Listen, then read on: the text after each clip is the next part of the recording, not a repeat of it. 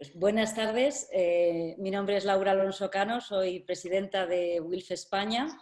Ya sabéis que WILF España es la sección española de la organización Women's International League for Peace and Freedom, la Liga Internacional de Mujeres por la Paz y la Libertad. Os doy la bienvenida a nuestro cuarto y, en principio, último encuentro virtual dentro del ciclo que hemos llamado Feminismo Pacifista en tiempos de pandemia. Realmente, el ciclo comenzó el pasado 9 de abril, cuando en España se contabilizaban 683 fallecimientos por COVID. Decía que en estos días, desde que comenzamos el primer encuentro virtual de este ciclo, pues bueno, las cifras han ido variando, ¿no? Y que ayer mismo la cifra de fallecimientos ascendía a 95 personas y que, bueno, tan solo han pasado 45 días desde aquel primer encuentro y que en realidad parece muchísimo más tiempo, ¿no? Hemos experimentado pues muchas tristezas íntimas y también colectivas. Hemos puesto en el centro nuestra radical vulnerabilidad para haciéndonos cargo de ella, pues conjugar eso tan nuestro de lo personal es político. A través de estas sesiones también hemos dado centralidad a ese estar en relación, cuidando nuestro vínculo y dando espacio y lugar al flujo de autoridad entre nosotras y al reconocimiento de nuestros saberes. Es la manera en la que hemos elegido estar en el mundo y además, sin duda, está siendo todo un placer. Hoy, bajo el título Seguridad feminista, seguridad humana y desarme, vamos a poner el broche final a este ciclo, engarzando la temática de hoy con la celebración el próximo domingo del Día Internacional de las Mujeres por la Paz y el Desarme. Un tema que está en el ADN de nuestra organización y que en el contexto actual abre un gran espacio para el análisis y las propuestas feministas. Si pensamos además que en un futuro por venir el concepto de seguridad tradicional, hegemónico, no nos sirve, sin duda alguna, también está en la primera línea de los debates porque además compromete ingentes recursos económicos, humanos y medioambientales que son esenciales para la vida y para la justicia social. Pero antes de dar paso a las compañeras ponentes, quiero aprovechar para citaros 3 publicaciones en las que varias compañeras de nuestra sección de WILF España hemos estado trabajando en las últimas fechas y que recientemente se han publicado, ¿no? Voy a pedirle a Ana que por favor si puede compartir la pantalla con las portadas de estas publicaciones para que las podáis visualizar. Bien, pues en primer lugar quería hablaros del libro Feministas por la Paz, la Liga Internacional de Mujeres por la Paz y la Libertad en América Latina y España, escrito por nuestras compañeras Sandra Blasco y Carmen Magallón, ambas muy queridas, y que está publicado por Icaria. El libro se inicia con el nacimiento de WILF y las resoluciones del Congreso de La Haya y sobre todo recupera mujeres y grupos que en España y en América Latina en el periodo de entreguerras del siglo XX establecieron relaciones de amistad con mujeres de la Liga e incluyeron la paz entre sus reclamaciones feministas. Este libro en realidad vio la luz el 8 de marzo de este año, pero quedó varado en este tiempo de pandemia, ¿no? Ahora ya puede pedirse en las librerías y bueno, nuestras compañeras y las trabajadoras de Icaria, que nos consta han puesto mucho cariño en este libro, os agradecerían que bueno, ya comencéis a pedirlo en las librerías y deciros que desde luego pronto vamos a hacer una presentación de este libro, pues una presentación en un encuentro virtual con las autoras y bueno, pues os mantendremos informadas al respecto. Bueno, también os quiero decir que se ha publicado recientemente el anuario de CEIPAZ 2019-2020, bajo el título Riesgos globales y multilateralismo, el impacto de la COVID-19, y que está coordinado por nuestra querida Manuela Mesa, que todos los años coordina ese anuario de CEIPAZ y que, bueno, además siempre cuenta con la participación de diversos autoras y autores de mucho interés. En este número del anuario de CEIPAZ se aborda la actual crisis global que ha dado lugar a la pandemia y que ha dado lugar a una situación inédita que está teniendo un fuerte impacto económico, político y social. En el anuario se analiza la pandemia en un contexto de crisis de gobernanza global, así como los riesgos que entraña en el ámbito de los derechos humanos. Se examinan las narrativas y discursos dominantes que se han utilizado para explicar esta pandemia. Esto en concreto es un aspecto que hemos desarrollado Manuela Mesa y yo misma en un artículo. Y también, bueno, pues se analizan en otros artículos el impacto que está teniendo las medidas adoptadas en Europa sobre las personas refugiadas y migrantes. También se incluye un análisis sobre los riesgos que entrañan las armas autónomas, muy relacionado con el tema que tratamos hoy, y el papel de la mediación en la creación de las Naciones Unidas, ¿no? También en el apartado de perspectivas regionales se analiza el impacto de la COVID en América Latina, entre otros aspectos, ¿no? Y bueno, también deciros que finalmente no quiero pasar la oportunidad, y además está muy conectado con lo que vamos a tratar a continuación en la conversación con nuestras ponentes, deciros que se ha publicado el informe 16-2020 del ICIP bajo el título Seguridad feminista, cuyas autoras son las compañeras wilferas Pamela Urrutia, Ana Villellas y María Villellas, y que bueno, este informe que nos viene muy bien al caso de todo lo que vamos a tratar y del cual nos dará María muy buena cuenta ahora en su turno de palabra. Bueno, pues en el informe se analiza que muchos países del mundo sufren hoy una situación de violencia multidimensional y persistente que requiere de nuevos enfoques y análisis que superen los marcos tradicionales, porque se han revelado como insuficientes para abordar el fenómeno de la violencia en toda su complejidad, ¿no? En las últimas décadas y en parte como respuesta a las carencias de los análisis hegemónicos, los estudios feministas sobre seguridad han llevado a cabo aportaciones de enorme interés, enriqueciendo las reflexiones críticas sobre la violencia, la paz y la seguridad. Y este documento tiene como objetivo recoger algunas de esas aportaciones, principalmente las académicas, atendiendo de forma particular al contexto también de América Latina. Y bueno, ya volviendo a este nuestro cuarto encuentro virtual, Seguridad feminista, seguridad humana y desarme, deciros a quienes nos estáis escuchando que bueno, os damos las gracias por todo el interés y apoyo que hemos recibido durante todo este ciclo, que ha tenido una excelente acogida y que seguro irá tomando formas diversas en el futuro, porque para una organización como la nuestra, en donde estamos en muchos lugares, pues es una herramienta realmente que se ha desvelado como muy útil y que nos permite, bueno, pues mantener un contacto bastante eficaz, aunque por supuesto no sustituirá en ningún caso a los encuentros presenciales que tanto disfrutamos.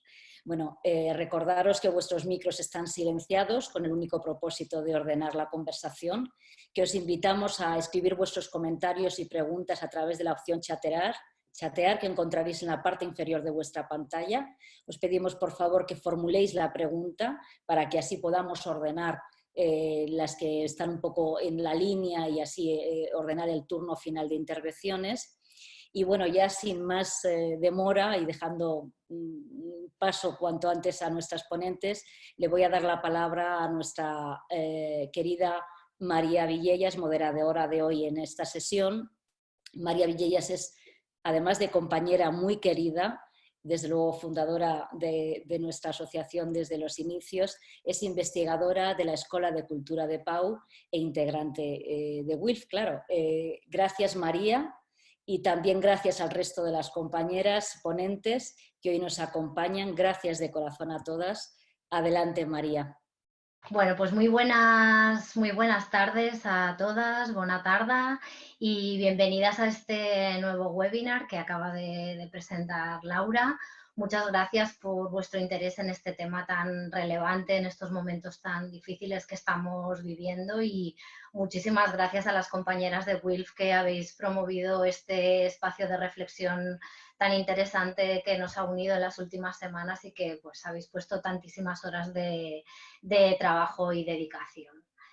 Como adelantaba Laura, pues en el webinar de hoy vamos a reflexionar sobre un tema que ha planeado todas las discusiones de las últimas semanas. La pandemia del coronavirus ha hecho emerger numerosos debates que interseccionan de forma muy importante con esta emergencia sanitaria, social, cultural, económica que estamos viviendo. Y el debate sobre la seguridad yo creo que ha sido uno de los debates sociales importantes de las últimas semanas, y de hecho en los webinars anteriores que se han hecho, que ha organizado WILF, de una u otra manera el tema de la seguridad ha ido saliendo.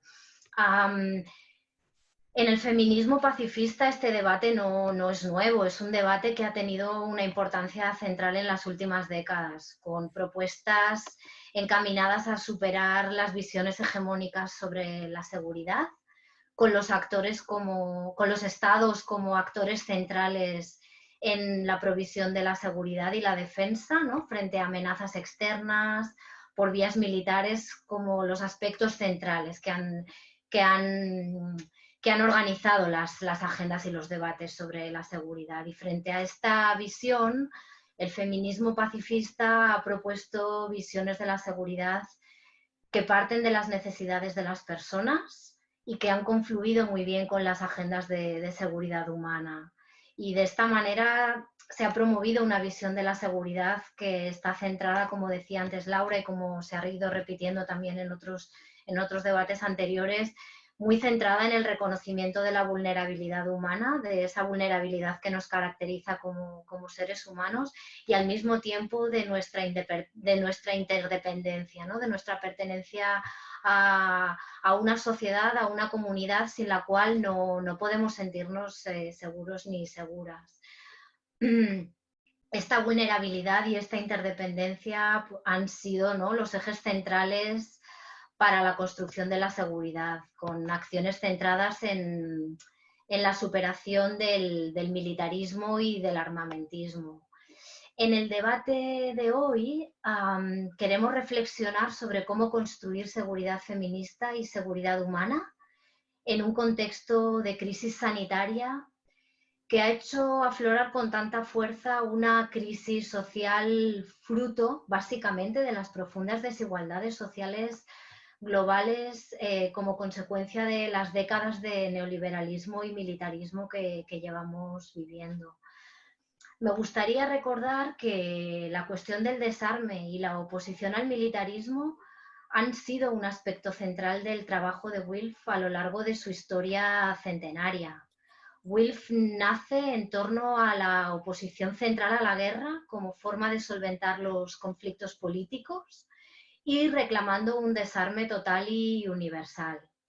Ya en el año 1932, WILF recogió 6 millones de firmas reclamando este desarme universal durante la Conferencia Mundial de Desarme que se celebró ese año. Es decir, que ya desde los inicios de su historia como organización, el desarme y la seguridad formaban parte del núcleo duro del ADN de la organización. Posteriormente, durante la Guerra Fría y también de manera más reciente, pues WILF se ha opuesto siempre de manera muy firme a la carrera armamentística y ha participado en infinidad de campañas internacionales a favor del desarme. La más reciente e importante de ellas, la que ha tratado de impulsar el Tratado para la Prohibición de las Armas Nucleares, que hasta el momento han ratificado 37 estados. Además, hay otras campañas muy importantes como Move the Money, con el objetivo de mover el dinero de la guerra a la paz, impulsando la igualdad de género y los derechos de las mujeres como una forma de prevenir las guerras. Para la reflexión de hoy contamos con dos compañeras expertas en desarme, las dos también compañeras de WILF y activistas en otros múltiples ámbitos del pacifismo y del feminismo. Es un lujo, ¿no?, conversar con ellas, y quiero agradecerles pues que hayan hecho un hueco para compartir sus conocimientos y sus reflexiones. En primer lugar, Tika Font, a la que ya pues, seguramente todas o casi todas conocéis, que es una de las mayores expertas en todo el Estado en desarme y en militarismo. Ha sido fundadora del Centre d'Estudis per la Pau de l'Arts, ha sido vicepresidenta de Justícia i Pau y presidenta de la Federación Catalana de ONGs per la Pau, además de otras muchísimas dedicaciones.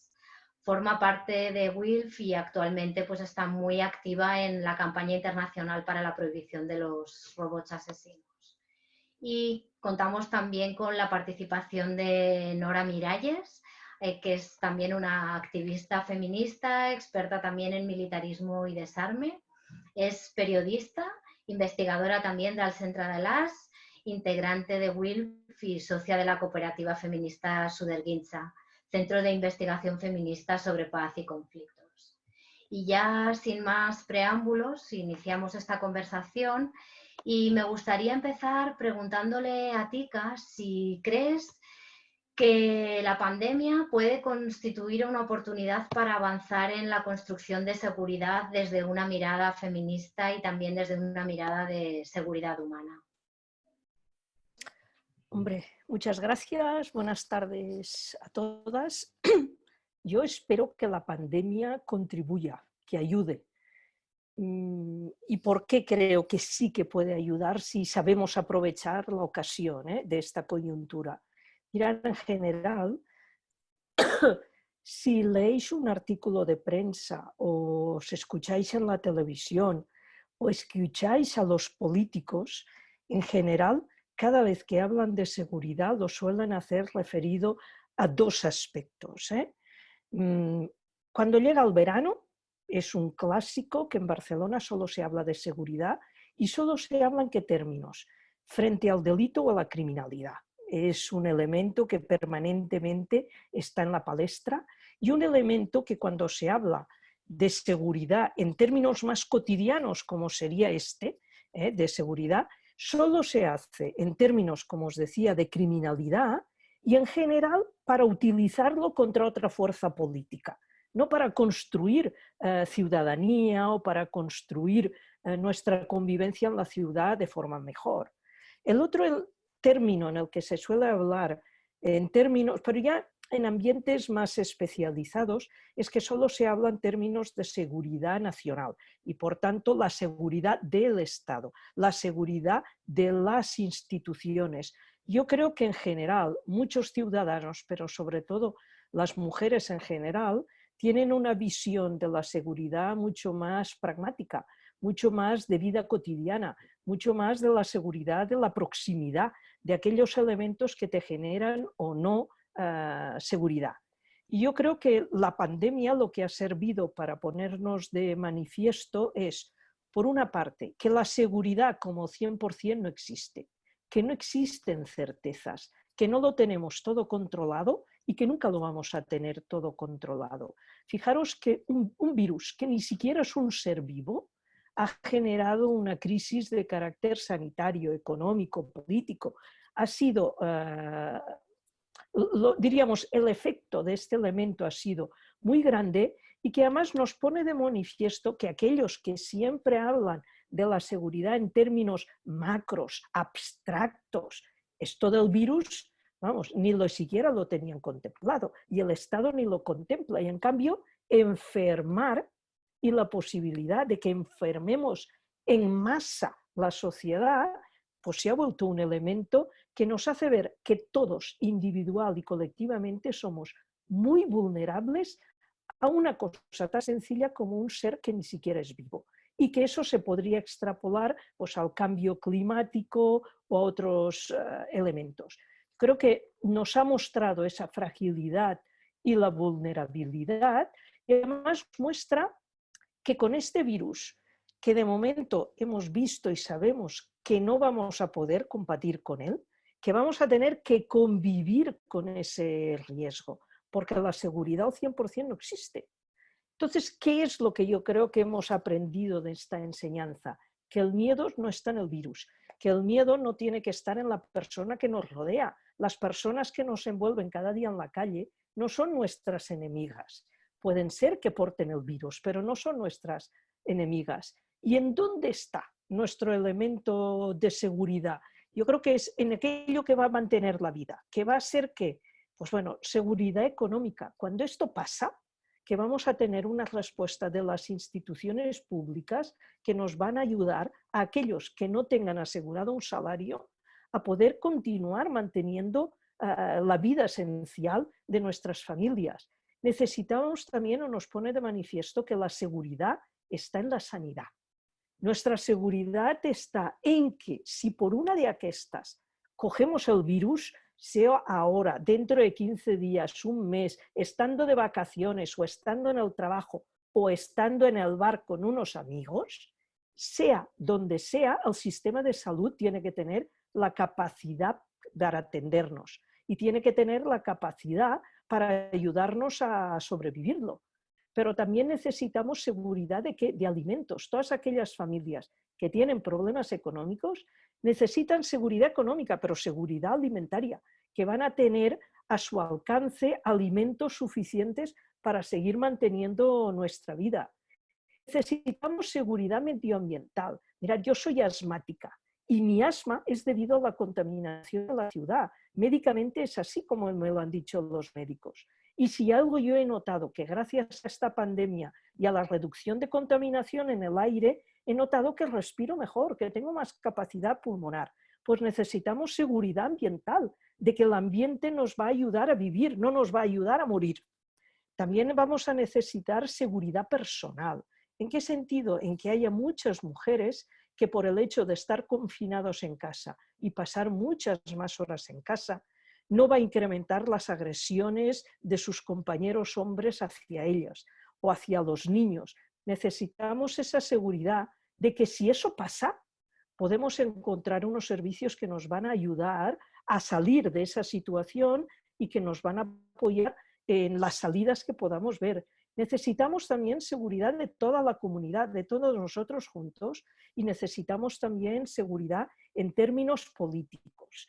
Y en eso me refiero en términos políticos a que vamos a disponer de nuestros derechos y nuestras libertades, y aunque no sea un término de seguridad política, y a mí me cuestan las broncas permanentes políticas en las que vivimos. Y yo creo que estamos en momentos que queremos construir, queremos avanzar. Yo creo que ahí es donde hay visiones de que las mujeres tienen una escala de prioridades y también en la seguridad, a veces distintas a ciertos hombres. No digo a los, incluyéndolos a todos, pero sí a muchos de los hombres que nos rodean y sobre todo a muchos de los hombres que son gestores de grandes cuestiones, sean políticas, empresariales, etc. Bueno, para dar un poco más dinamismo, corto aquí y luego vamos siguiendo con el debate. Muchas gracias, Tika. Nora, te lanzo un poco la misma pregunta, si quieres, para complementar la intervención de Tika, si tú también crees, ¿no? Si ves en esta pandemia algún punto de oportunidad para avanzar en la construcción hacia esa otra seguridad más, pues eso, desde una perspectiva más feminista y también de seguridad humana. Bueno, es evidente que esta crisis ha servido para visibilizar la importancia clave que tiene el ámbito social, el ámbito educativo, el ámbito sanitario, ¿no? Y la relación que tienen todos estos con la seguridad colectiva y comunitaria, ¿no? Que, como decía Tika, es una seguridad de la cual, bueno, que no suele formar parte de las agendas políticas, ¿no? De forma hegemónica, pero también ha servido para constatar lo infrafinanciado que estaba este ámbito, ¿no? Y esto tiene muchísima relación con el desarme, ¿no? En el que luego entraremos. Además, son ámbitos muy feminizados porque la división sexual del trabajo y las expectativas de género pues siguen vigentes, ¿no? O sea que la asunción por parte de las mujeres de todo lo que tiene que ver con el cuidado, sea cobrando o no, sigue vigente, ¿no? Y si contraponemos, como decía Tika, la realidad de esta crisis frente a lo que se ha venido fortificando, ¿no? O lo que se ha venido rearmando desde principios de los 2000, que era esa seguridad nacional que ponía la seguridad en manos de unos pocos países y dentro de estos, ¿no? De unas élites políticas y económicas, ciertas masculinidades, casi siempre heterosexuales, casi siempre ricas, casi siempre o siempre blancas, ¿no? Es decir, de un tipo concreto también dentro de la masculinidad, donde además las amenazas eran siempre cosas que afectaban al Estado, abstractas, etc. Claro, si contraponemos esa tendencia mayoritaria de la seguridad en las últimas 2 décadas a lo que ha pasado ahora, es evidente que toda la securitización y ese embate a los derechos humanos y libertades que nos hemos ido, ¿no? comiendo y digiriendo en nombre de la seguridad, pues ha servido más bien de poco.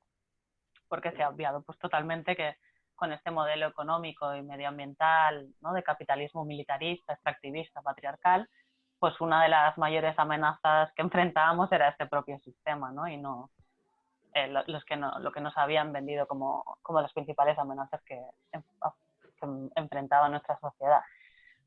Y además esta crisis ha obligado, porque no lo han podido evitar seguramente, no porque hayan querido, ha obligado a poner el foco, como decía Tika, en la fragilidad de la vida, cuando en los países industrializados nos hemos creído, no sé, una suerte como de indestructibles, ¿no? Donde la vida aquí tenía muchísimo más valor que en la mayoría de partes del mundo, ¿no? Y también ha hecho evidente que esa fragilidad pues se entiende de clase, de género, ¿no? de origen, y se ha profundizado la vulnerabilización de ciertos colectivos, pues porque, y hablo de vulnerabilización y no de vulnerabilidad, porque no solo es la fragilidad de la vida, es un hecho con el que nacemos, pero además hay estructuras sociales que externamente nos hacen más vulnerables, ¿no? a ciertos grupos sociales. Entonces, por eso querría hablar de vulnerabilización.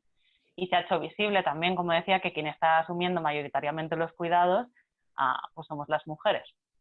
Y todo esto se ha intentado combatir, ¿no? me refiero al virus, a la pandemia, esta crisis concreta, desde una lógica muy tradicional, como si fuese un embate o una amenaza al Estado y no a la vida humana, con la militarización de las calles, con la individualización de las responsabilidades sobre nuestro bienestar, ¿no? que es una responsabilidad colectiva, con la securitización y la extensión de medios de vigilancia masiva y también pues con esa lógica punitivista de castigo, ¿no? Por ejemplo, de multas equivalentes a alquileres enteros, que ha contribuido además a empobrecer a familias que ya van a enfrentar otra crisis económica cuando todavía no se habían recuperado de la de 2008. ¿no? Todo eso, en lugar de afrontar esta crisis como lo que era, que es una crisis de cuidados, de seguridad humana, de seguridad sanitaria, ¿no? ligada a cierto modelo económico, medioambiental y de consumo que era totalmente insostenible y ya se venía diciendo. ¿no? Entonces, ¿puede ser una oportunidad? Pues yo creo que debería de serlo, como todas las crisis, ¿no? pero especialmente en esta donde se ha visibilizado bueno, pues cosas que están realmente muy ligadas al concepto feminista de la seguridad, ¿no? como son la interrelación entre las violencias locales y las globales o el cuidado de la vida humana. Y además ha hecho evidente que esta gestión tan limitada y tan interesada y tan patriarcal de la seguridad pues no sirve ni para vivir sin miedo, ni para vivir mejor, ni para tener vidas dignas, ni para no sufrir violencias, por lo que es un argumento más para sostener esa necesidad y esa urgencia de desarmar a los estados y para cuestionar el gasto militar. ¿no? Entonces, también debería ser una oportunidad en cuanto a replantear cómo nos responsabilizamos de la seguridad de forma colectiva y comunitaria, porque bueno, hemos estado delegando nuestra seguridad prácticamente totalmente en el Estado, cuando en esta pandemia hemos visto que también había una cuestión colectiva en esa responsabilidad y que tenemos la oportunidad de hacerlo, de asumir esa cosa colectiva de la seguridad sin reproducir las lógicas de castigo, de individualización o ese señalamiento que decía Tika, ¿no? esa alterización negativa de buscar un enemigo. Entonces igual ha llegado el momento de comprender que ante lo que viene, pues que nosotras también, bueno, vamos a ser quienes tengamos que proteger nuestros derechos y los derechos de todos para que no nos los intercambien por esa visión interesada de la seguridad. ¿no? Entonces también es una oportunidad porque la estructura de género en esta crisis ha salido reforzada. Pues se han reforzado imaginarios muy trillados, donde los salvadores son hombres uniformados, que patrullan nuestras calles, que desinfectan residencias, supongo que por la necesidad de encontrarles un qué hacer, ¿no? un papel en esta crisis. y entonces se ha ofrecido también una imagen de control férreo, ¿no? que en teoría solo pueden ofrecer los hombres, a excepción de figuras como Fernando Simón o la consellera de Salud, ¿no? Figuras muy puntuales que sí que mostraban cierta vulnerabilidad, en lugar de poner el foco en las verdaderas protagonistas, ¿no? Y la necesidad de invertir en ellas, la sanidad, la educación, los sueldos dignos para las personas que trabajan en estas profesiones, las limpiadoras, las cuidadoras, ¿no? Muchas de ellas migrantes a las que ni siquiera se han atrevido a regularizar. Entonces esta crisis puede suponer una oportunidad para cuestionar muchísimas cosas, pero partiendo de que ha agravado, ¿no? El orden racial, el patriarcal, económico, y ha reforzado ese militarismo, pero bueno, que evidentemente la oportunidad está ahí.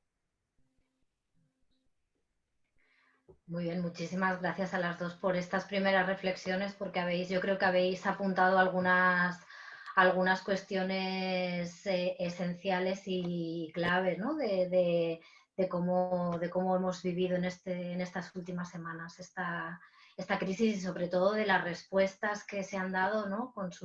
con tantas luces y sombras, como las dos habéis apuntado. Nora ha lanzado también una idea, ¿no? Contraponiendo como la respuesta tan frágil que se ha podido dar, en parte está condicionada pues, por la infrafinanciación, y eso está muy asociado, ¿no? A los gastos militares, al desarme, que es un tema sobre el que me gustaría que reflexionáramos en estas siguientes preguntas que os quiero plantear, ¿no? Porque, bueno, pues sabemos que el desarme representa un reto ineludible para la construcción de seguridad humana y feminista, y que de hecho desde los orígenes de WILPF ha sido una de las áreas prioritarias de trabajo de nuestra organización, ¿no? Y me gustaría preguntaros a las dos, que sois expertas en este tema, ¿cuáles creéis que son los principales retos en materia de desarme que a nivel global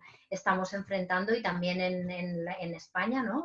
Un poco en los dos niveles en este momento, ¿no? ¿Cuáles son los retos que creéis más importantes en el ámbito del desarme? Porque pues sin ese desarme difícilmente, ¿no? encontraremos los recursos suficientes para construir seguridad de otra manera, y para poder tejer respuestas que se adecúen mucho más a la complejidad, ¿no? de la crisis que estamos viviendo. Si quieres empezar tú, Tika. Vale. Yo haría una pequeña previa antes de entrar en el tema del desarme, y es que para mí es esencial intentar cambiar una idea de trasfondo que tiene mucho peso, y acaba siendo la idea del poder como fuerza. Es una idea, no da para desarrollarla aquí, pero fijaros que en este punto de poder y fuerza, yo creo que hay escritos muy interesantes por Hannah Arendt, pero también yo quería aquí ahora recordar a Gene Sharp, cuando nos comenta que el poder lo concede la sociedad. El poder no se tiene, el poder la sociedad se le otorga a los gobernantes. Y a veces uno dice, en plena dictadura, ¿cómo es que se mantiene una dictadura? Porque la sociedad acepta esas reglas, le sigue concediendo a quien ostenta el poder esas capacidades. Muchas veces lo primero que tenemos que actuar es sobre nosotros mismos, sobre qué concesiones de poder estamos haciendo. No entramos en esto, pero yo creo que sería algún debate interesante que tuviéramos aquí. Porque mi idea fundamental acaba siendo, y esto porque lo leo en muchos debates ahora sobre la Unión Europea, con el Brexit, con la posición de Trump, que se dicen, bueno, y Europa quiere ser aparte, porque ya se da por hecho, de ser una potencia económica, quiere ser una potencia militar, quiere ser una potencia dura. Y yo creo que este es el elemento que guía en mucha de la masculinidad, pero mucho en los pilares en los que estamos fundamentando nuestras relaciones Estado-Estado, o las relaciones con la sociedad como relaciones del poder entendido como fuerza. Quien tenga capacidad de fuerza tiene capacidad de poder. Entonces, los gobernantes, bajo esta idea, ¿qué hacen? Armarse. Cuanto más capacidad de poder, de destrucción tengo en mis manos, los otros van a sentirse inferiores y mi capacidad va a ser superior. Yo creo que esto hay que romperlo. Para mí es cuantas menos capacidades militares tengamos, vamos a tener que ser más creativos en la búsqueda de soluciones no militares y no violentas a los problemas de convivencia social o entre estados, entre comunidades. Cuanto más reafirmas la fuerza, menos capacidad tienes de encontrar otras salidas. Y a mí, pues no me preocupa en absoluto decir que tenemos un Estado débil. Bueno, pues sí que será débil en armas, será débil en capacidad de imponerse, pero tiene más capacidades para dialogar, para buscar soluciones, para buscar alternativas, para negociar y pactar otras salidas. Y en concreto, para mí ya son relevantes dos campañas en las que participamos como WILF de desarme muy importantes. Antes ya comentabas tú, María, la de las armas nucleares. Yo creo que aquí el gran impulso que hemos tenido a través del ICANN ha sido impulsar un tratado sobre prohibición de armas nucleares. En este tratado, aquellos estados que lo firman se comprometen a no desarrollar, ensayar, fabricar, adquirir, transferir, almacenar, usar o amenazar con usar armas nucleares. Y además se comprometen a destruir todas las que tengan y a proporcionar asistencia a las víctimas de las armas nucleares y a restaurar el medio ambiente con los daños que se han provocado. Esto es importante, pero ¿con qué nos hemos encontrado y con qué tenemos que seguir trabajando?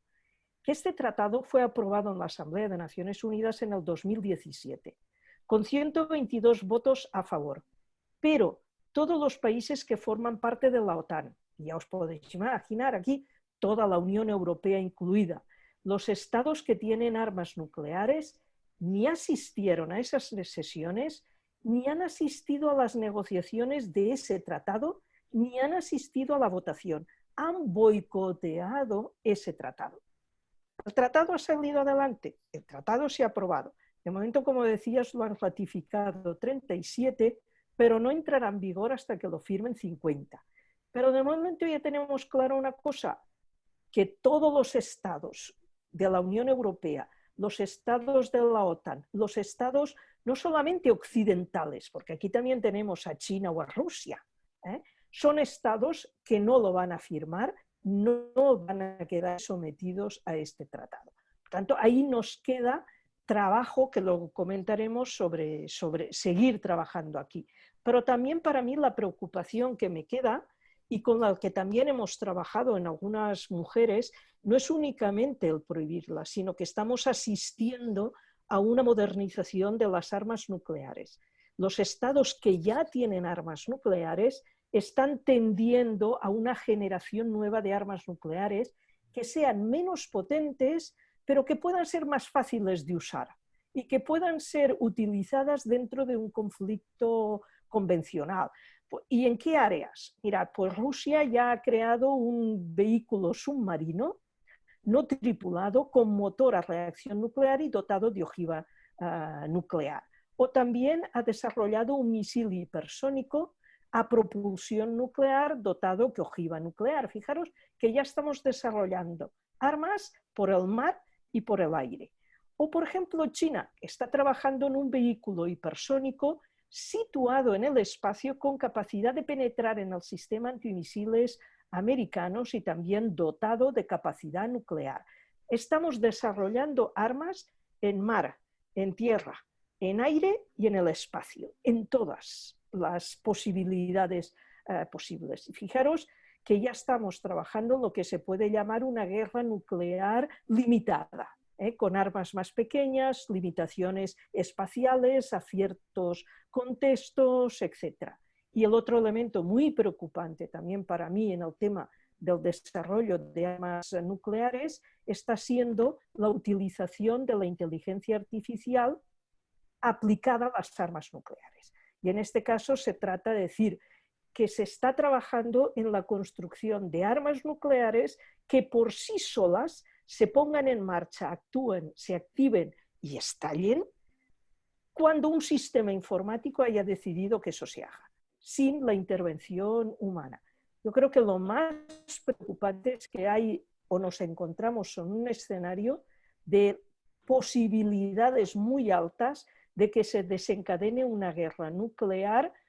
Esto cada vez es más real y cada vez es más posible.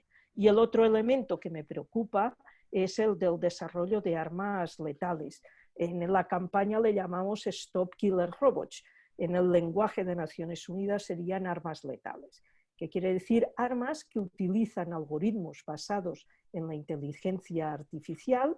Estos algoritmos actúan sobre el sistema que toma las decisiones, no se basan en reglas que ya están programadas, sino en un modelo de construir a través de este algoritmo y una gran base de datos, se construye pues, una red, diríamos, o funciona como si fuera una red neuronal profunda, y este algoritmo permite a un sistema de ordenadores, un sistema, pues identificar un blanco, poner en marcha un arma, atacarlo, y todo ello sin la intervención humana.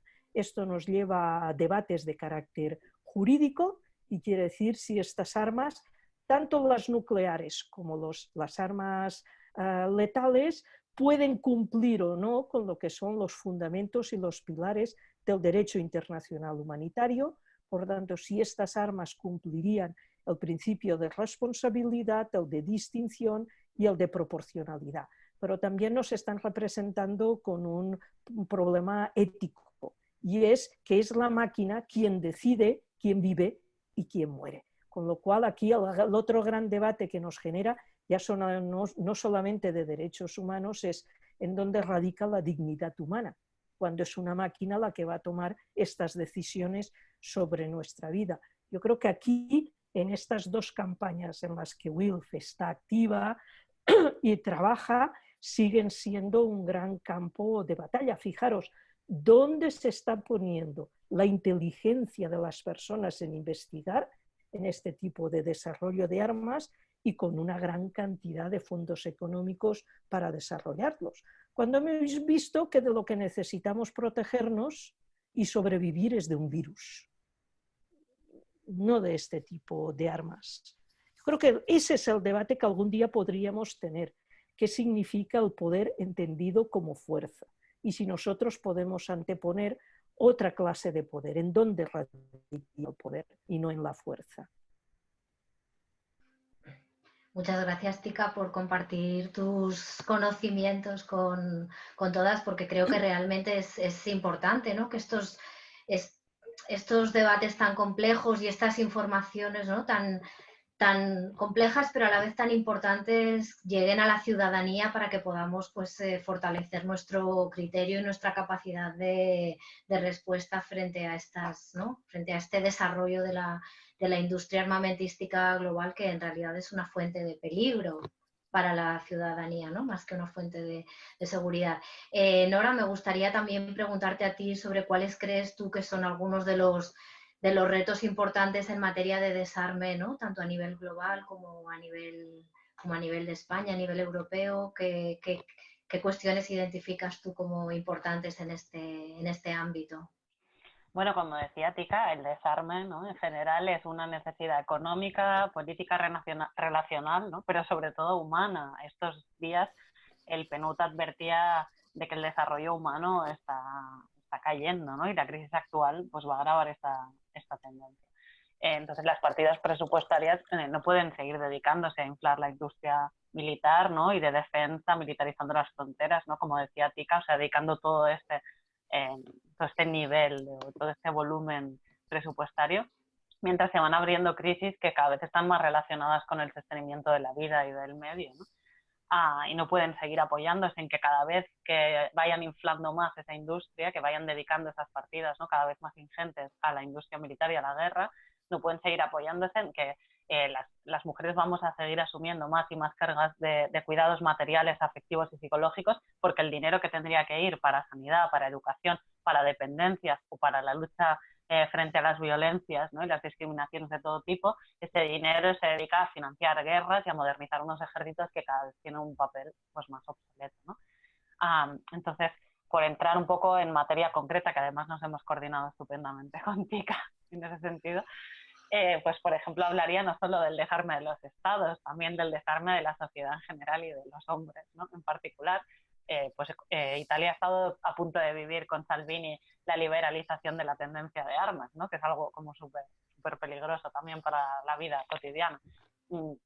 Porque las armas pequeñas han generado, por ejemplo, en Centroamérica, ¿no? Lo saben las compañeras latinoamericanas, pues una situación equivalente a la de los conflictos armados, ¿no? En cuanto a peligro para la vida, ¿no? Porque las encuestas sobre proliferación de armas pequeñas nos han mostrado muchas veces cómo la inmensa mayoría de los perpetradores, pero también de las víctimas de ataques con armas pequeñas son hombres, ¿no? Y eso está totalmente ligado pues, a cierto modelo de masculinidad muy acompañado y alimentado por el militarismo, pero también nos ha mostrado que cuando estos ataques se producen en el hogar, ¿no? O cuando están vinculados al asesinato de las mujeres, son ataques con trasfondo machista, ¿no? Por ejemplo, pues en Estados Unidos las estadísticas demuestran que casi el 20% de las situaciones en las que hay violencia doméstica, ¿no? Hay un arma de por medio y que la presencia de una pistola, de un arma pequeña, pues aumenta el riesgo de feminicidio en un 500%, ¿no? Es decir, tienes 5 veces más probabilidades de morir si estás siendo maltratada y tu pareja tiene un arma, ¿no? O sea, que en ese sentido el desarme a pequeña escala, ¿no? De la proliferación de armas pequeñas es igual también de urgente, ¿no? Y luego todo el resto de peligros y de riesgos para la vida que entraña el armamentismo y que también suponen un reto, pues sobre todo para mujeres e identidades de género no normativas, ¿no? Porque lo sufren de una forma específica. Pues, por ejemplo, la militarización de las fronteras, como decía, ¿no? Con impacto sobre el derecho a la vida, sobre todo las dimensiones de la seguridad de miles de seres humanos, con daños específicos de género como el tráfico de personas, como la exposición extrema a agresiones y la impunidad, ¿no? Porque son lugares de no derechos, etcétera, o el aumento de las deportaciones, la separación de familias, también los recortes, la falta de financiación de los servicios de prevención, de acompañamiento y de asesoramiento en casos de violencia, ¿no? A víctimas y supervivientes de violencia de género. Eso ya está pasando, es decir, ya se están recortando estos servicios, a lo mejor no en el Estado español, pero sí en muchos otros países, ¿no? Incluso en países occidentales, ¿no? En Estados Unidos, en Polonia, en Hungría, etc. Entonces, si los estados siguen orientando su acción y su economía pues, a comprometer las vidas humanas, ¿no? Y a permitir que las multinacionales apisonen, ¿no? De los derechos, por ejemplo, de los pueblos originarios, etcétera, pues esos son retos también añadidos, ¿no? También diría que algunos de esos grandes retos, como el que decía ahora, están vinculados o están relacionados con la vinculación entre la guerra y el cambio climático, también la cuestión de las empresas, ¿no? De la privatización de la guerra, de las empresas militares de seguridad privada, es decir, tenemos unos actores que responden al beneficio económico, que no están regulados internacionalmente por ninguna, ¿no? Que no tienen una regulación que minimice la impunidad, ¿no? de los abusos que cometen, el redireccionamiento de estas partidas para la guerra, ¿no? hacia el bienestar, y la consideración, y esto es la base, digamos, de la seguridad, ¿no? Desde su concepción feminista, la consideración de la violencia cotidiana como un ámbito en el que también hay que implementar, ¿no? ese desarme y esa desmilitarización.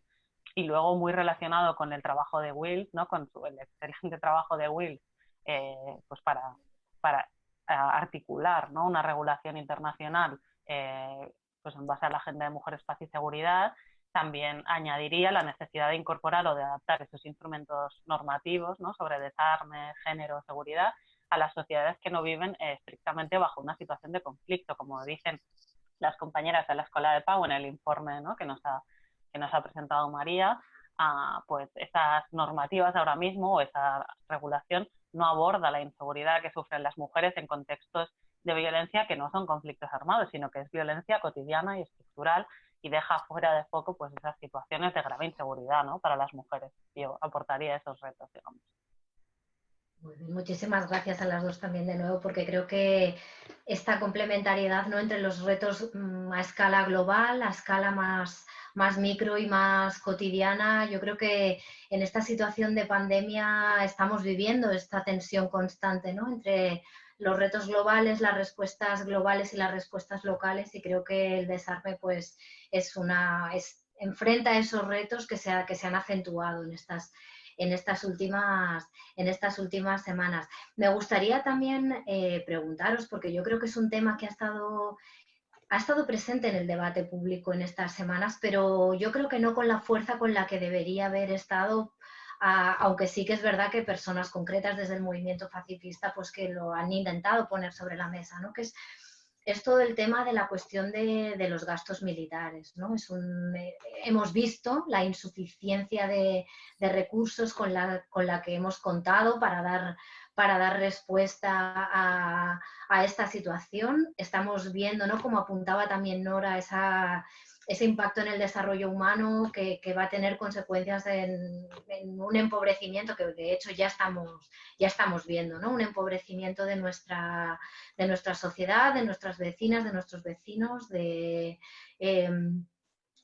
Me gustaría preguntaros, ¿no?, cómo podemos reforzar en la agenda pública, en el debate público, la cuestión del desarme y de los gastos militares, y cómo el movimiento pacifista podemos articularnos con otros actores y con otros movimientos sociales para fortalecer esta agenda de desarme y esta agenda de reducción drástica de los gastos militares, que nos permita realmente, como decía Wilf, ¿no?, poner el dinero en las prioridades que realmente sirven para fortalecer la vida y para reforzar derechos y para poder garantizar esa respuesta pública, política a la situación que estamos viviendo, ¿no? ¿Cómo creéis que esta agenda de desarme y de denuncia de los gastos militares puede cobrar una mayor fuerza, y cómo podemos tejer alianzas en este sentido?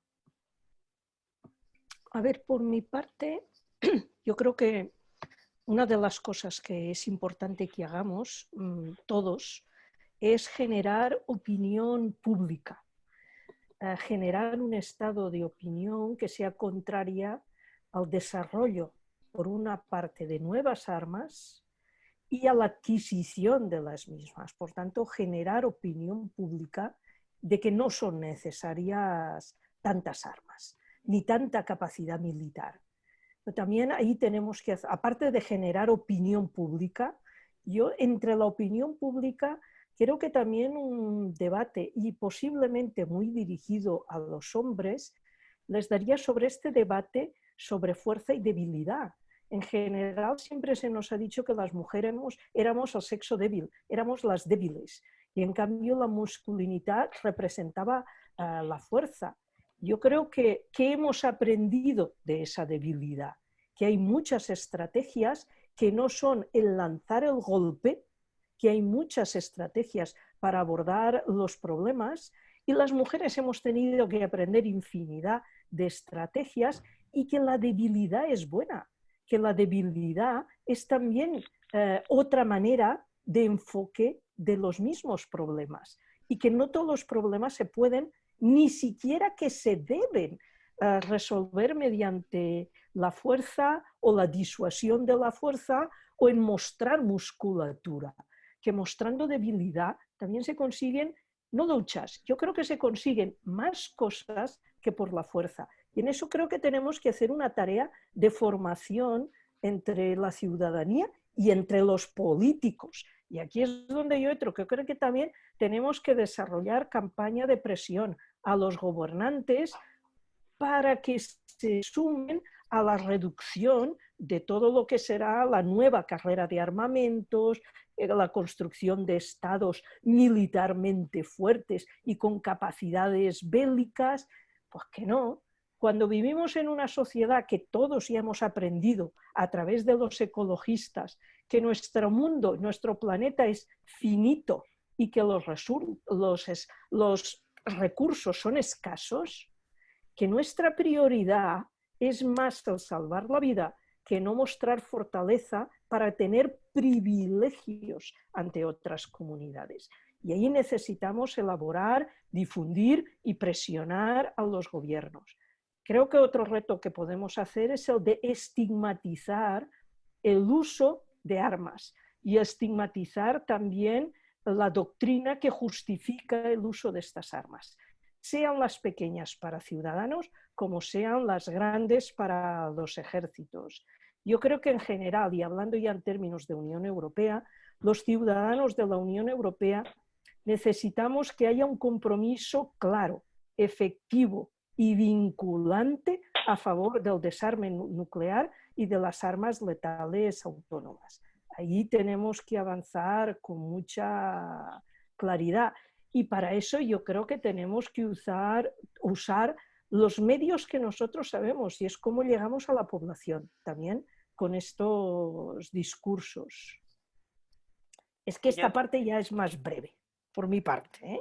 Yo solo añadiría, Tika, que es cierto que, bueno, que a pesar de que hay de que el antimilitarismo, el movimiento por la paz es un movimiento muy activo, es muy difícil desmontar toda esta lógica, ¿no?, militarista, que es súper hegemónica, me atrevería a decir que bastante transversal, ¿no?, políticamente, sobre todo a nivel europeo, ¿no? Es muy, muy difícil desmontar la necesidad de articular, ¿no?, o de alimentar esta Agencia Europea de Defensa, de securitizar las fronteras, ¿no?, con industria militar. Es muy difícil desmontar esto, pero también es cierto que hay muchísimos movimientos de base con los que se puede generar sinergias, ¿no?, y que, por ejemplo, el papel del feminismo pacifista en este sentido es interesante porque aparte de ser un movimiento muy de base, que también está, digamos, en otras estructuras más internacionales, etcétera, también tiene una traducción en la base, pues tenemos, digamos, esa capacidad de unificar el discurso antimilitarista, ¿no?, y de relacionarlo con la necesidad de acabar con el sistema patriarcal, ¿no?, porque que alimenta a su vez, o es imprescindible para el militarismo, y a la vez tenemos, digamos, esa capacidad de transportar al movimiento antimilitarista la necesidad de acabar con todas las demás estructuras, ¿no?, que debilitan o que erosionan la vida humana, etcétera. Entonces, básicamente, aparte de campañas ya existentes que deberían o que sería interesante reforzar, como la campaña global, ¿no?, para la reducción del gasto militar, aunque hay que ir muchísimo más allá, obviamente, pero es cierto que, bueno, pues que este tipo de campañas al final ponen el peso, ¿no?, sobre los gobiernos y, como decía Tika, estigmatizan o criminalizan algo que está demasiado naturalizado, ¿no?, como es esta aceptación de que los países necesitan ejércitos fuertes, etcétera. Entonces, solo añadiría pues esa necesidad de vincularnos con movimientos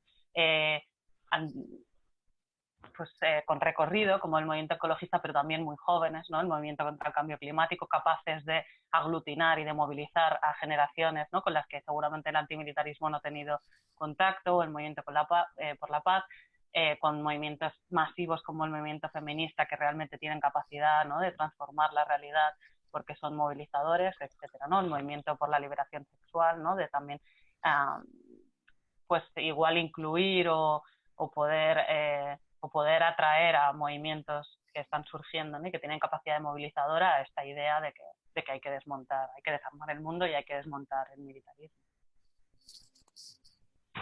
Muy bien, y ya antes de dar paso a ver si alguna compañera de las que estáis asistiendo queréis hacer alguna pregunta, creo que tengo tiempo todavía de lanzarles una última reflexión o...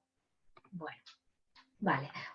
Pues os pido brevedad y así podemos también, ¿no?, permitir que alguna compañera de las que ha estado escuchando pueda participar. Y es un poco reforzando, ¿no?, lo que ya estabais comentando, pero ¿cómo podemos avanzar a esa desmilitarización de la sociedad, ¿no?, que es casi más un proceso cultural a desmilitarizar nuestras mentes, ¿no?, nuestras prácticas políticas, sociales, para que realmente consigamos tejer, ¿no?, pues esa capacidad de relacionarnos, como señalaba Nora, ¿no?, con con otros movimientos, en un contexto en el que realmente, pues sí, el militarismo es muy transversal políticamente, ¿no? Y encontramos discursos militaristas en todo el espectro ideológico, ¿no? Como yo creo que sería interesante, pues, no es una pregunta que tenga fácil respuesta, pero igual lanzar algunas ideas sobre cómo desde el feminismo pacifista, ¿no? qué propuestas podemos poner sobre la mesa para avanzar hacia esa desmilitarización de la sociedad que nos permita dar mejor respuesta a crisis como la que estamos viviendo en estos momentos. Mirar, a veces uno repasa ciertos periodos de la historia, pero vamos, para no retroceder en exceso, en los últimos años, fijaros que las campañas para eliminar las minas antipersona o eliminar las clúster tuvieron éxito. Conseguimos que esas armas se eliminaran y hay tratados de prohibición. Lo mismo que tenemos los tratados de prohibición sobre armas químicas y armas biológicas. Por tanto, quiere decir que la sociedad, cuando nos ponemos, no conseguimos, sí conseguimos.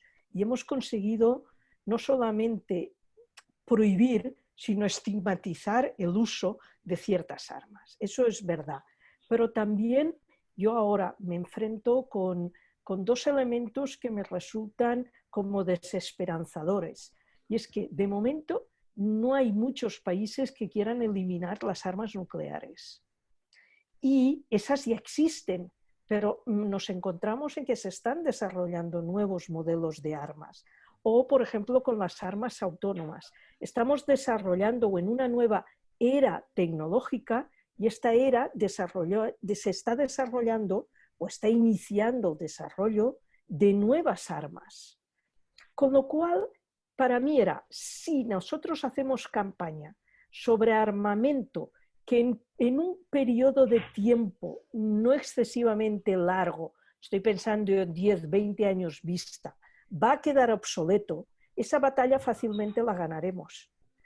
Pero ganar una batalla a futuro sobre nuevos armamentos, esa batalla la veo muy difícil de ganar, muy difícil, porque no hay estados con disposición a hacerlo. Por tanto, aquí sí que creo que tenemos que hacer, aparte de lo que ya hacemos y seguiremos haciendo, cómo logramos tener campañas con la sociedad que rompa con el discurso imperante de la disuasión de las armas y todo el poder que concede las armas. Necesitamos ejemplos que dignifiquen lo contrario, que la debilidad y la no violencia da más frutos que la fuerza y la violencia.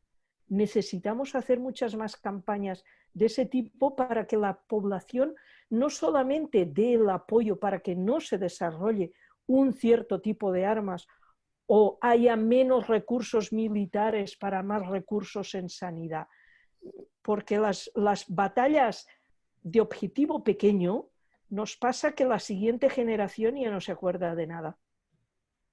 Entonces volvemos a repetir que nos encontramos en que todo el esfuerzo que hicimos hace 20 años, pues parece que ahora ya como que se ha perdido.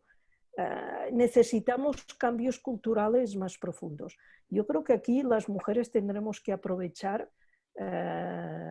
esa, no sé si decir cultura innata, pero de alguna manera elevarla a la misma categoría que utilizan los grandes estrategas militares.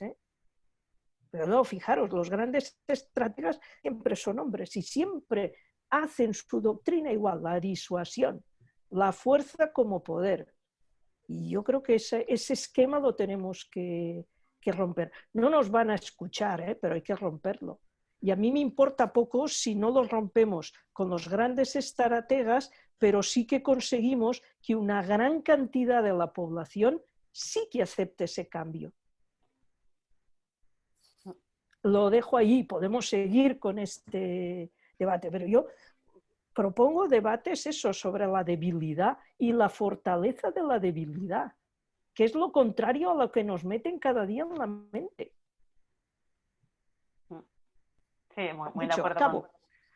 muy de acuerdo con Tika con el valor de la fragilidad, ¿no? Y la necesidad de entender que la fragilidad humana es una condición innata a los seres humanos y de poner en valor que la receta de esta fragilidad es cuidar, ¿no? No securitizar.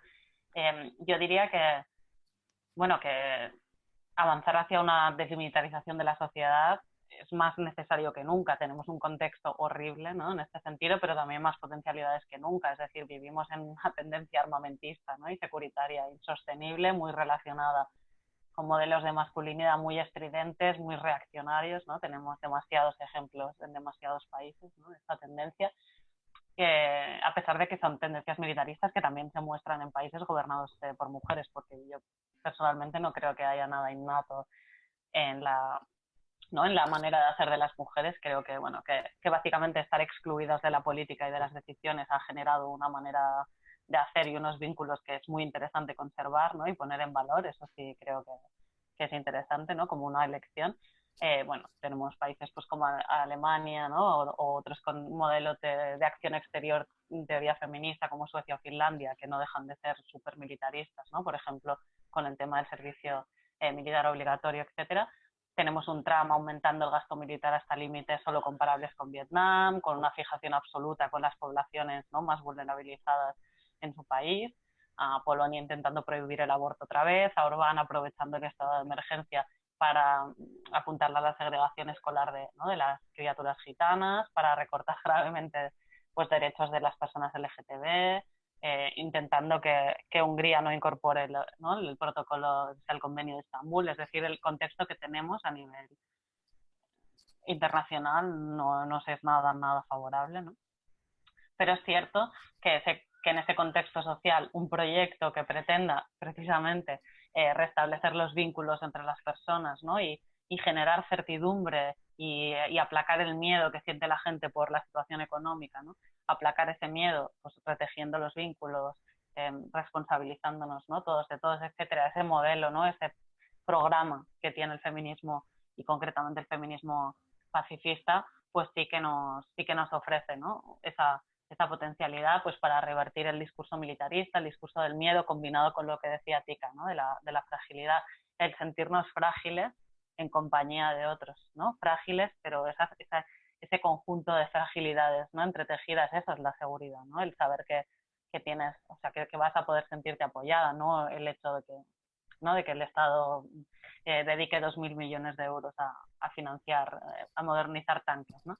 Entonces, en ese sentido, pues solo, como decía Tika, un cambio cultural, un cambio de perspectiva sobre la seguridad y sobre lo militar, pues nos va a permitir abordar las violencias que está generando, ¿no? el militarismo en todos sus vertientes, y para mí ese proyecto se llama feminismo y se llama ecofeminismo, y evidentemente dentro de esto pues el feminismo pacifista puede aportar mucho, ¿no? de su trayectoria histórica y de su perspectiva. Pues muchas gracias a las dos por esta última reflexión. Veo en el chat que hay bastantes personas que estáis interviniendo. Me gustaría dar paso igual para que podáis compartir vuestras reflexiones en voz alta. Tal vez a Manuela, Estefanía, habéis lanzado algunos temas, también Guillermina. Si queréis igual empezamos en ese orden vosotras tres y... Si os parece y os apetece. Vale. Vale. ¿Me oís? Sí, perfectamente. Sí, vale. Bueno, yo creo que, bueno, muchísimas gracias, me ha encantado y la verdad es que qué bien que hayáis tenido tiempo de poder desarrollar todo al estar solamente dos personas. Yo, una de las cosas que creo que es importante es el tema de la transparencia, los gastos militares, que es un tema que, bueno, desde el punto de vista democrático es exigible y resulta, como Tika conoce muy bien, muy difícil, ¿no? El saber exactamente cuánto se gasta y ahí es una cuestión que tenemos que exigir a los gobiernos que claramente sepamos las cifras exactas, ¿no? de lo que se gasta y es una reivindicación que bueno, es relativamente sencilla, es decir, aunque después no se cumple o se ocultan detrás de los códigos éticos que se han adoptado porque después no se cumplen, pero creo que es un buen paso saber exactamente lo que se gasta para ponerlo también en contraste con otros otros gastos que aplica el Estado, ¿no? Y tal vez una oportunidad ahora en el que bueno, pues va a haber un problema muy serio, ¿no? de recursos para afrontar la pandemia. Resulta mucho más difícil a los gobiernos justificar esas cantidades de dinero a armas que no se van a utilizar en el mejor de los casos, ¿no? Entonces creo que esa es una línea por la que se puede avanzar. Estefanía, si quieres tú ahora y luego Guillermina y luego podemos dar un paso a una última intervención de las ponentes. Vale, creo que me oís, ¿no, María? Perfecto. Vale. No, solo que me ha parecido fascinante, gracias, porque habéis dado como algunas ideas. Me quedo sobre todo con todo el debate sobre la concesión del poder, que lo ha dicho Tika muy claro, y también Nora en no delegar, ¿no? O sea, a mí la frase que ha dicho Nora en no delegar la seguridad me parece el gran debate junto con la militarización de las fronteras, ¿no? O sea, como líneas de trabajo futuro, pero sí se apuntaba en este debate sobre la fuerza, ¿no? Lo que es el soft power, todo el tema de muy vinculado a la diplomacia cultural, ¿no? Como alternativa, ¿no? O sea, todo el campo de la cooperación y las relaciones culturales internacionales, y ahí hay también debates importantes, ¿no? Sobre lo que son las estructuras profundas de la violencia, ¿no? O sea, todo el tema de la violencia cultural en este tema, cuando no hacemos, digamos, penetración con armamento, cuando no hacemos directamente la guerra, ¿no? Todo el tema de las guerras comerciales, el uso, por ejemplo, de los espacios educativos o culturales en estas violencias interrelacionadas de nuevos colonialismos, ¿no? Que todo el sur se alza un poco y alza un poco la voz también en la importancia de tener en cuenta también esto, ¿no? Hablamos de la parte del patriarcado, hablamos de la intrincación con el militarismo, pero luego toda la parte del colonialismo.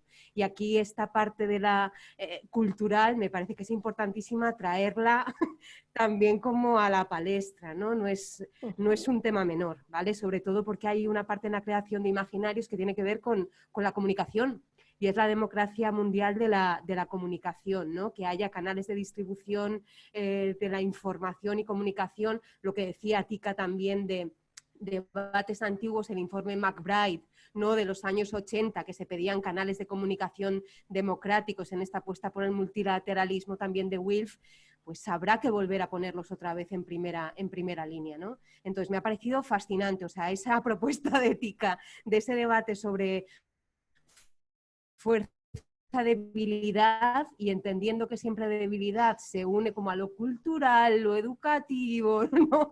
O sea, en el espacio internacional me parece fascinante. Muchas gracias. Guillermina, ¿querías tú también, has lanzado alguna reflexión? Sí.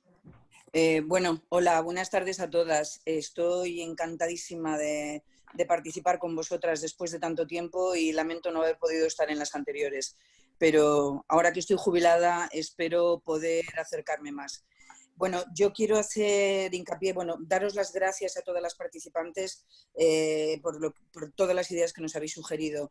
Yo he sido durante mucho tiempo profesora y, de filosofía además, y me he centrado sobre todo de lo que habéis hablado, Tika, me he interesado cuando hablabas de la necesidad de los cambios culturales. Para mí eso va directamente asociado en la pregunta de cómo desmilitarizar con la educación. El papel de la educación.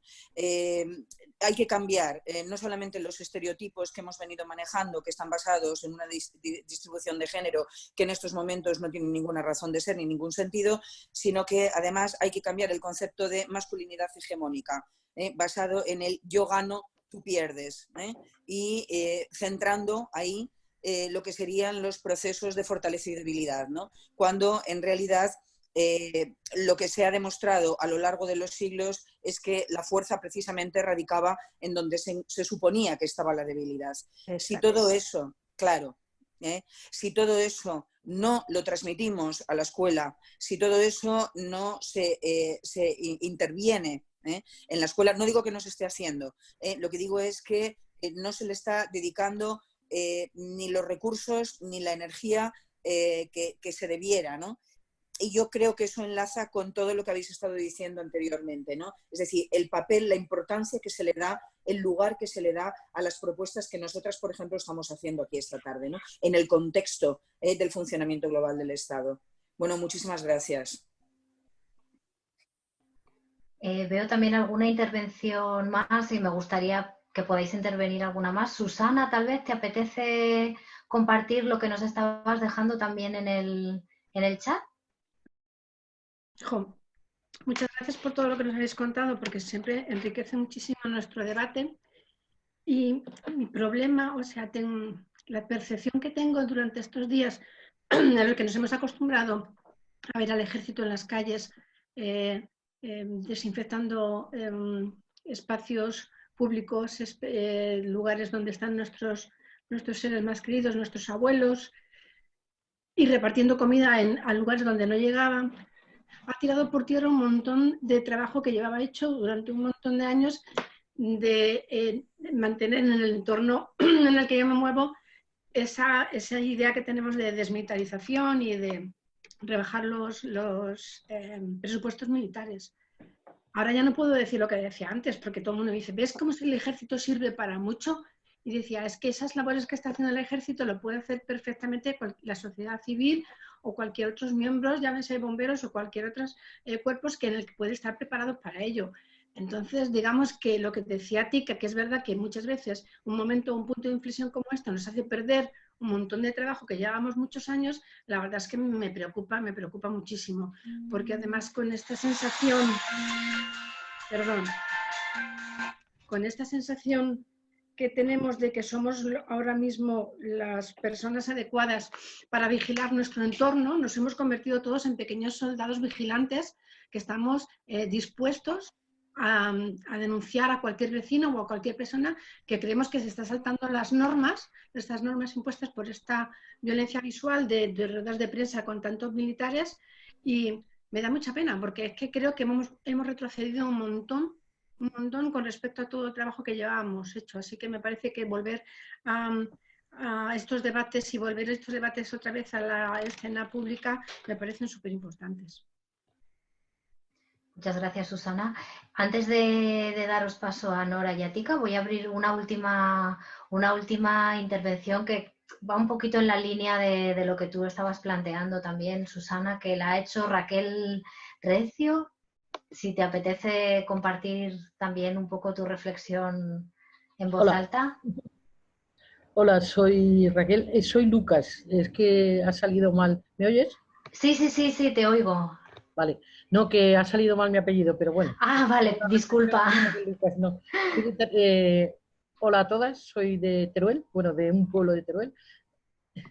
Simplemente comentar que a mí me parece muy triste que como se ha dado el poder a los militares, al policía, en la zona rural, yo concretamente en mi pueblo, la gente ha respetado mucho todo lo que se ha dicho que había que hacer, el no salir, y lo ha respetado, aun teniendo en cuenta que era muy difícil, porque por ejemplo el otro día comentaba el tema de los huertos, o el tema, por ejemplo, de los huertos urbanos hizo que los huertos de las zonas rurales no se permitiera ir, cuando en un huerto urbano es verdad que se juntan 10, 12, 20 personas en muy poco espacio, frente a un huerto de zona rural, donde a lo mejor hay una persona en un montón de metros y no afecta nada que esa persona vaya al huerto. Y sin embargo, ha habido muchos abuelos perseguidos por la policía por el hecho de ir ahí. Y entonces se generan muchos estados de violencia, y lo que estabais hablando, hay gente que incluso denuncia cuando ve a alguien que va a ir a un sitio de estos. Y claro, todas esas cosas te duelen, porque yo creo que tenemos el suficiente sentido común todos para que si las cosas se nos piden, respetarlas y no necesitar que se nos impongan. Y la educación es muy importante, porque si el dinero, mucha parte del dinero que se está dedicando a los militares se utilizara en educación, creo que seríamos capaces de todas estas cosas que no pasaran. Quiero decir que tendríamos colocada la cabecita un poco más amueblada y se conseguiría funcionar de una manera mucho más pacífica. Y por desgracia, como ha dicho la persona que ha intervenido anteriormente a mí, ha roto el hecho de ver a los militares, da la sensación de que han venido a salvarnos el mundo, cuando todos estamos oyendo que hay un montón de personas que pues en Madrid, en un montón de sitios, están haciendo apoyo a la gente que realmente necesita comida en estos momentos, y ahí no están los militares, y ahí no están tampoco no está el Estado. Quiere decir que a donde no llega, si existe educación y si donde no llega el Estado, la gente se moviliza y es capaz de hacer. Cuando las cosas se nos imponen, y bueno, a mí personalmente, y supongo que a mucha gente, lo que te sale es una violencia contra esa imposición. Si se invirtiera mucho más en educación, las cosas yo creo que se verían de una manera diferente. Me he ido de un sitio a otro, pero muchísimas gracias, muchísimas gracias. Vale, venga, hasta luego. Le devuelvo la palabra a Tika y a Nora para que podáis concluir a partir de estas reflexiones que se han lanzado. Bueno, por mi parte no es conclusión, eso se lo dejo a Nora o te lo dejo a ti, María. Yo quería hacer una pequeña aportación sobre la presencia del ejército estos días en la calle. No sé si os habéis fijado o no, pero yo en algunos momentos sí que he visto que los militares llevaban trajes distintos a los sanitarios. ¿Habéis visto que iban vestidos distinto? Llevaban unas máscaras de carácter que son distintas a las que utiliza el personal sanitario. Y mira, el ejército en la calle ha hecho una función que es civil y no es propiamente militar. Pero, entre otras cosas, ¿qué significado ha tenido? Mira, no un significado civil, no un significado para que les demos vueltas. El ejército tiene una unidad preparada para actuar militarmente en un escenario de guerra con la utilización de armamento biológico, armamento químico o armamento nuclear. Pues, ¿qué es lo que ha hecho el ejército? Pues mirar, hacer unas prácticas en escenario real. Es lo que han estado haciendo. Han salido en la calle, han utilizado el material que ya tenían porque se preparan y tienen unos protocolos. Es decir, en caso de que estemos en un escenario y alguien utilice un arma biológica, ¿cómo iba a actuar el ejército? Y es lo que han hecho. Han estado comprobando sus protocolos de actuación. Y una guerra biológica, mirar, no es una guerra biológica, pero teníamos un virus y les ha servido para testar los equipos y los protocolos. Y otra cuestión que ahora tiene que reflexionar el ejército es cómo es posible que con todo el material que hemos utilizado, 1/3 de los militares se han contagiado. ¿Qué les ha fallado? Ese es el experimento que han hecho los militares en la calle. Nada de hermanitas de la caridad, están haciendo prácticas militares en un escenario real, ante un virus, y han utilizado sus equipos, sus protocolos y han testado el material y sus protocolos. Y ahora llegará el momento que tendrán que sacar sus conclusiones, pero vamos, que lo situaría en ese escenario, no de ayuda social y que, oye, que eran unas prácticas como Dios manda, como si estuvieran en una guerra. Lo dejo para rebajar estos comentarios de la sociedad que hace de los militares. Y tampoco era que los militares, fijaros que los militares se han negado a hacer de policía, se han negado a que sean utilizados como personas que tienen que controlar a la sociedad. Se han limitado a hacer aquello que les convenía militarmente, actuar desinfectando o moviéndose con sus propios vehículos, sus equipos, a ver qué hacían ante un escenario biológico como este. Como si España hubiéramos sido un escenario de guerra.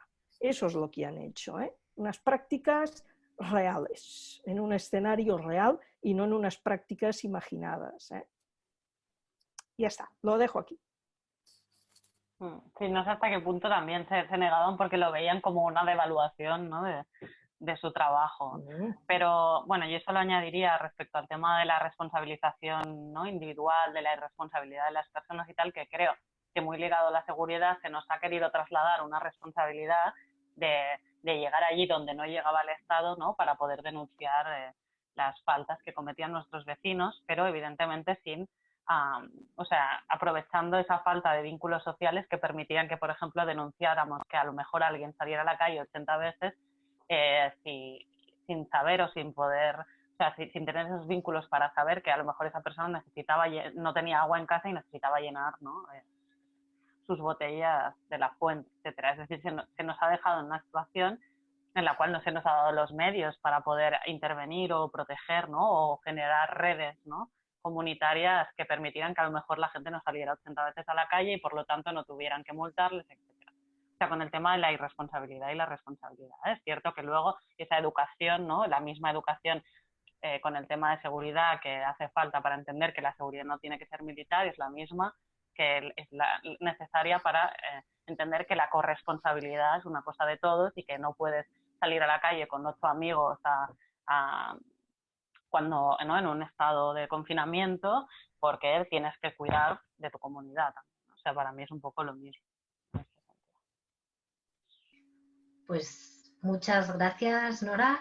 Ya vamos a concluir aquí, pero antes de cerrar del todo, creo que Laura quería compartir algo. Ya, si te parece, Laura, pues haces tú misma la conclusión de este webinar. Muchísimas gracias por vuestras intervenciones, por vuestras reflexiones, Tika y Nora, que han sido interesantísimas, y también a todas las compañeras que habéis estado aportando desde el chat y también reflexionando en voz alta. Bueno, muchísimas gracias María, muchísimas gracias Tika, Nora, muchísimas gracias a todas las compañeras que habéis aportado toda esta cantidad de reflexiones que han ido, bueno, pues matizando, completando toda la reflexión que hemos compartido hoy. Bueno, simplemente añadir que efectivamente la educación está entre unas de las cuestiones fundamentales que se nos plantean cuando queremos hablar de seguridad humana, de seguridad feminista, cuando planteamos los temas de desarme, y deciros que bueno, es uno de los temas que para nuestra sección, para WILF España, es más importante. Nosotros tenemos la herramienta de nuestra exposición de 100 años de feminismo pacifista, que lo que hacemos es, con todas las compañeras que van haciendo su itinerancia, acompañando su itinerancia en los diversos lugares, institutos, universidades y diversos lugares que han ido recorriendo, lo que sí que os debo decir que cumple una función muy en la línea de lo que se ha estado comentando, ¿no?, que necesitamos generar un estado de opinión. Que sin duda alguna a través de la historia de WILF logramos que el público que recibe la exposición sin duda alguna tiene una percepción bastante completa de la necesidad de que eso se haga, y muy especialmente la gente joven. Cuando vamos a los institutos y contamos bueno, pues, nuestra visión, desde luego la idea que tenemos de que necesitamos desmilitarizar las mentes, ¿no?, esta idea de las mentes militarizadas que nos tienen, bueno, que se pone mucho empeño y muchos recursos en que la visión y la percepción de la sociedad sea de que desde luego el ejército pues es algo indiscutible y necesario, pues, incluso las guerras, ¿no?, como algo inexorable, ¿no?, que no se pueden bueno, evitar, ¿no?, inevitables.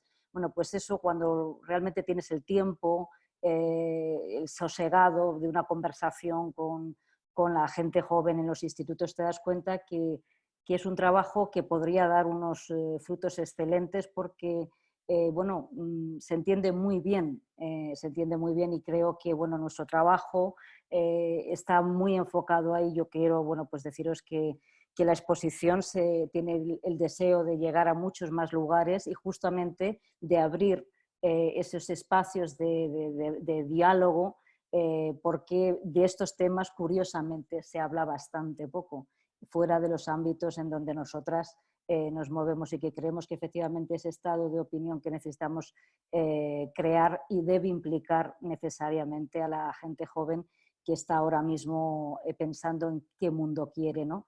Y qué puede hacer para lograrlo, ¿no? Bueno, pues prácticamente ya simplemente deciros que gracias de nuevo a todas. Cerramos aquí ya en los minutos que prácticamente siempre nos concedemos, 90 minutos de reflexión y de conexión y bueno, pues cerramos el ciclo aquí. Por supuesto que vamos a seguir haciendo muchas cosas juntas, ya tenemos muchos planes, pero de momento, bueno, pues estas reflexiones en contexto de pandemia, bueno, pues han llegado hasta estos 4 encuentros. Agradecer a todas las ponentes, las participantes y el público, todas las compañeras que habéis estado acompañándonos todos los días, pues la verdad es que ha sido una experiencia que nació de la necesidad. Tengo que decir que creo que todas estábamos en ese primer encuentro necesitadas de encontrarnos y que hemos dado ese espacio al deseo, a la necesidad de encontrarnos y que bueno, pues ha resultado fantástico y que bueno, pues vamos a seguir juntas, tenemos mucho de lo que hablar, tenemos mucho de lo que escucharnos y seguimos en el camino que es de esta tarea apasionante.